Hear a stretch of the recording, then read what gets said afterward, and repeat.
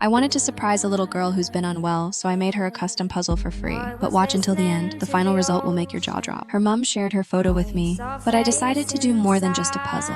I turned her into a magical mermaid in Photoshop and then crafted it into a beautiful jigsaw. The best part? When they finished piecing it together and framed it, her mom sent me a photo of it hanging proudly on the wall. If you think I should keep making puzzles like this for sick kids, drop a cute in the comments and check out my other videos for more designs.